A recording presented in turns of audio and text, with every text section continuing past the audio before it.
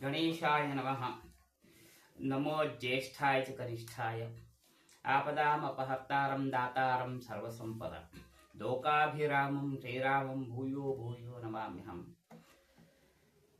Shri చంద్రళ Parameshwari YouTube channel భక్తులకందరికీ స్వాగతం. నేను మీ ఆనంద్ శర్మ. ఈరోజు మీకు శ్రీరామచంద్రుల వారి ఏకపత్ని వ్రతం కానీ, రాజధర్మం కానీ, క్షత్రియ ధర్మం కానీ, దానికి సంబంధించిన ఒక 2 చిన్న కథలు మీకు చెప్తాను. ఆయన రాజధర్మం గురించి చెప్పాలంటే, రామాయణ కాలంలో సుగ్రీవుడితో స్నేహం చేసుకొని సుగ్రీవుడి అన్నైన వాలిని సంహారం చేస్తాడు.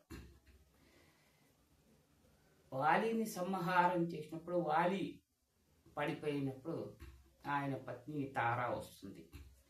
భర్త దగ్గరకు వచ్చి కొన ఊపిరిలో ఉన్న భర్తని తన ఒడిలో పడుకోబెట్టుకొని విలపిస్తూ రామచంద్రుల వారికి అంటుంది, రామచంద్ర, నువ్వు ధర్మాత్ముడివని, పితృఆజ్ఞ పరిపాలకుడివని జనాలు అంటుంటారు. ఇదేమి ధర్మము? నా భర్తని ఎందుకు చంపావు? ఏ ధర్మం లెక్కలో నువ్వు నా భర్తను చంపావు చెప్పు అంటే, అప్పుడు శ్రీరామచంద్రుల వారు అంటారు, అమ్మా తారాదేవి, నీ భర్తని 3 కారణాల వల్ల నేను సంహరించాను. అవేమిటంటే, మొదటోది వచ్చేది, నేను క్షత్రియుని. క్షత్రియులకు వేటాడడం ధర్మం. నీ భర్త వానరుడు. క్షత్రియ ధర్మంగా నేను వేటాడి నీ భర్తని సంహరించాను. ఒకటి. రెండవది వచ్చి, మీ కిష్కింద రాజ్యము అయోధ్యలో సామంతరాజు పరిధిలో వస్తుంది. ఈ అయోధ్య రాజ్యములో ఇప్పుడు భరత రాజు రాజ్యం ఏలుతుంది. ఆయన అన్నగా నేను వారిని సంహరించాను. ఎందుకంటే భరతుడు తమ్ముడి భార్య కూతురుతో సమానం. తన కూతురుతో సమానం సుగ్రీవ భార్యని పట్టుకోవడం తప్పు. అందువలన ఒక రాజుగా అధర్మరాజుని సంహరించాను. మరొకటి, సుగ్రీవుడు నా మిత్రుడు. నా మిత్రుడికి శత్రువు వాలి.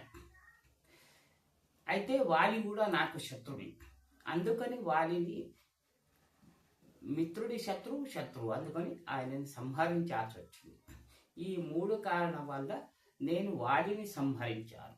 ఇది నా రాజధర్మం, క్షత్రియ ధర్మం, మిత్రధర్మం అని రాముల వారు అంటారు. ఇంకొకటి, ఆయన ఏకపత్ని వ్రత మహిమ గురించి చెప్పాలి అంటే, ఆయన అక్కడ అదే సమయంలో మీకందరికీ తెలిసిందే, లంకకు వెళ్ళిపోయి రావణ సంహారం అన్నీ జరిగిపోతాయి. సీతా అమ్మవారిని తీసుకురావడానికి సుగ్రీవుడు, ఆంజనేయ స్వామి, విభీషణ వీళ్ళందరూ లంకలోకి వెళ్తారు. రామచంద్రుల వారు పురప్రవేశం ఉండదు. 14 ఏళ్ళు వనవాసం, ఊర్లో రాకూడదు కదా. అదేవిధంగా బయటనే ఒక రాయి పైన స్వామివారు కూర్చొని ఉంటారు. అదే సమయానికి దూరం నుంచి ఒక స్త్రీ ఆ రామచంద్రుల వారి దగ్గరకు వస్తుండగా నీడని గమనిస్తారు. ఆ నీడ రామచంద్ర వారి దగ్గరకు వస్తున్న కొద్దీ రాముల వారు లేచి కొంచెం వెనుక వస్తుంటారు. ఆ నీడ దగ్గరకు వస్తుంది, స్వామివారు వెనుక వస్తూ ఉంటే ఆఖరికి ఆ నీడ రూపి దగ్గరకు వస్తుంది. కింద కాలు చూస్తూనే, అమ్మ మీరెవరు అని అడుగుతాడు రామచంద్ర స్వామి. అడిగితే ఆ నీడ వచ్చింది ఎవరు రావణాసురుడి భార్య మండోదరి. ఆమె అంటుంది, నేను రావణాసురుడి భార్యని, మండోదరి నా పేరు. రామచంద్ర మహిమ గురించి, నీ గురించి, నీ ఏకపత్ని వ్రతం, పతి ఆజ్ఞ పరిపాలన, రాజధర్మ గురించి తెలుసుకున్నాను. ఒకసారి కళ్ళారా చూద్దామని నీ దగ్గరకు వచ్చాను అంట.